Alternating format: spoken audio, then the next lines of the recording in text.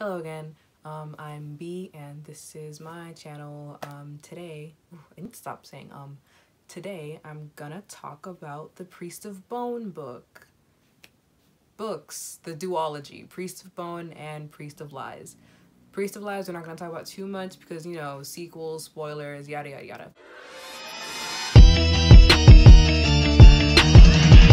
So we're gonna start with the characters because that's the part I like the most. Here in this book we have Tomas Piety, who is our main character, the narrator, and the older of two brothers. Before the story started, right, there was a war that happened, he was in the army. Their army priest died, and so he took the vows to become the army priest because he was told that you just have to listen and lead. And he was like, I'm pretty good at that. And he follows this goddess called Our Lady. Now, she's the goddess of soldiers, and she's not very kind. She's just very ambivalent, but the most you can really get from her is not dying that day, really. And he was like, yeah, that's pretty cool. Personality wise, he's pretty apathetic. He can make, it's weird because he's very cold in the way that he speaks, but he does have like a connection and camaraderie with those that he leads. But he does also see people very much as pieces that can be moved via levers, which are basically whatever it is that they care about or value. And he's very good at figuring out what lever a man has and moving it, and moving him with it. Another character is Jochin Piety, who is Thomas's younger brother. They're 4 years apart, and the cast list describes Jochin as a very disturbed man. That's because he is. Jochin struggles with the trauma from both the war and their childhood, and because of it he's very violent and just he's more emotional than general. Like Thomas does not feel very much and Jochin feels too much. Basically they're on two different ends of that spectrum, and Jochin tries to self-medicate with a lot of alcohol and being extremely rowdy all the time. He's very much a liability for Thomas, but Thomas doesn't know what to do with him because he feels like he owes his brother because of their family. Actually, there's a lot of characters in this novel, so I'm not going to go over all of them. The Pieties are the most important, obviously, and they have a couple antagonists. There's Bloodhands, who is very important. He's comes up in both books. I can't tell you too much about him because that would be a spoiler. But he's basically, like, in the cast list, he's listed as a very, very scary man. And he is. He is a monster. He is a horrible person. But only one of many things that works against Thomas in these novels. And then there is Ma Aditi. She is the gang leader of the Gut Cutters, who fight for territory with the Pious Men, which is the Piety gang, because their last name is Piety, so their gang is the Pious Men, and Thomas is a priest. Haha, religious references. Right, her gang fights for control in eastern Ellensburg along with the Pious Men, or alongside the Pious Men, whatever. And then there's two characters that I don't need to mention, but I will because I love them. Bloody Anne is Thomas's second in command. She was their sergeant during the war, and his really one of the only people that he knows he can trust throughout this series. She's very much a hold it down type person. Then there's Billy the Boy. He is a 12-year-old who they found during the war. Like, he was just around and they were like, oh, okay. And they took him in because he does kill. He's small, but he kills. And that's just it. He also is referred to as being touched by the goddess, which basically means that, one, he knows things before they happen and knows things about people that he just shouldn't know. And two, he can do magic, but it's really creepy. Like, he's definitely a character who, if you came across in a horror movie, you would be very afraid of, but he's very sweet. And I love him. Going into the plot, just a quick summary of the plot. Tomas Piety, his brother Jochin, and the remains of their respective regiments, because they were separated during the war, they come home to their town of Ellensburg to find out that all of Thomas's old businesses and holdings and things like that have been either destroyed or taken over by other people while they were gone, because I think the war lasted like 3 to 5 years or maybe longer. And Thomas is like, well, this just won't do. So he goes and he takes back his tavern, and sets out to rebuild the Pious Men gang.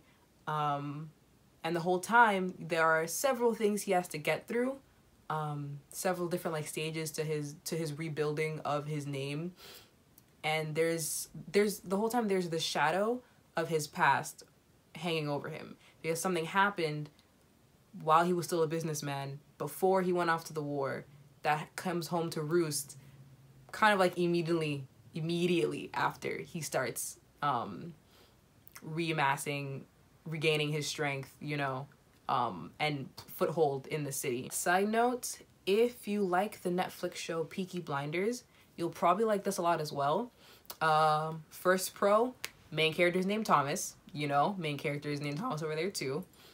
But honestly, the main difference I would see is that the Peaky Blinders show is really based more on the effects that the gang life has on the family, whereas here this book is also very much character driven, so it's really about Thomas and his relationships with his gang, the way he solves problems, like his whole mastermind stuff, and how he manipulates people around him and things around him in order to get what he wants, really. And it's not manipulation in a bad way. He does care about the people that he leads. It's just he understands how people can be used and how they should be used to further his own goals. Okay, so writing style. I actually really, really like the writing style of the book. It's one of the things that really kept me reading it, even when I got frustrated during the second half of the series, because it's written a lot like Thomas's journal. So we really get into his mind, which I think is really interesting, because like I said, he comes across very, very cold and manipulative, and he is to an extent. But it's not because he doesn't care about people. He does care, but he has his goals and he's gonna reach them. You know what I mean? We don't get a lot of development of anything more than like the city itself and the origins of like some foreign characters when it's relevant to the plot. But that also makes sense, because if the book is like a journal, then we don't really need to have everything explained to us. It's not really pertinent. Plus, the series is not that long. So I rated this book a 4-star on Goodreads, I believe, and that is because I really, really liked it. Like, I tore through this first book really quickly. I honestly believe that if the second book, I'm gonna keep coming back to that, if the second book was not so frustrating, I would have given this a 5-star, simply because I just really liked it. It's one of the first things I read last year that was like on the darker side of things, because as I've mentioned before, I usually read a lot of like standard YA novels and things like that, but this is very much, well, I think it's like very adult and mature, and I thought it was done really cool. Yeah, a lot of things in this book are really, really interesting. A lot of the characters are really wonderful, especially those who are like directly around Thomas. Bloody Ann, Billy the Boy, Jochin is very complex. Thomas himself, honestly, there are just layers to the things that happen, or the reason why things are the way that they are. Like, there's a character who is basically described as being terrifying the entire time, until you figure out, like, until Thomas investigates why he's like that, and it's so heartbreaking, honestly. But I thought it was really interesting, because it kind of just goes to show that, like, you can have a 3-dimensional character who's not even that important to the story, you know what I mean? Because he wasn't important at all till, I don't know, I actually don't remember, maybe the second book or the second half of the first book, but probably the second book, I don't remember. But Priest of Lies was not a book, it was very disappointing, in my opinion. Because what you don't realize in the first half is that the duology is not just the story of Thomas Piety reclaiming his foothold in the city and his old glory and things like that. That shadow I mentioned before, it eventually overtakes him. The books are about his rise back into power and his fall. Not necessarily a fall out of power, but a fall in I guess, our perception of him, because it's kind of like, you know, his own autobiography, whatever, but he goes from being a character that you want to root for to one that you're like, I don't know how to explain it. It's like, it's very much a you hate to see it type situation, honestly, by the end of it. He becomes what he hated, really. It's one of those things. It's so Shakespearean, whatever. And it's really difficult to read, or it was for me, because it really grabs you by the throat that, like, you're going to hate him. And you're like, well, how could that happen? And he keeps going down this path of trying to do the right thing, or trying to do what will keep him alive, but also he slowly is sacrificing his morals. Because Thomas Piety in the first book, even though he's a businessman, a gangster, a criminal, what have you, he's the Prince of Ellensburg. The people love him. They know that even though the stuff he's doing is technically illegal, he's there for them. He's going to protect them. He's going to make sure they're fed and clothed, right? By the end of the series, he is no longer that man. I won't go into it anymore because this really frustrates me how that ended. Yeah, so honestly, I would recommend reading the first book. Although if you do, you probably are going to want to read the second one, because Blood Hands is an antagonist in both.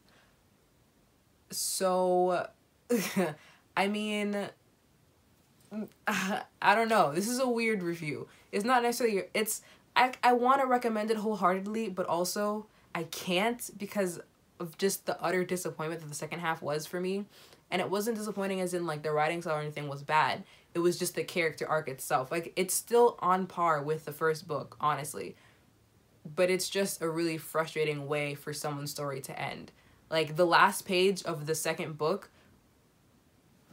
Ah! But that's all I'll say about that. I'm done. I'm over it. Thank you for watching. And goodbye.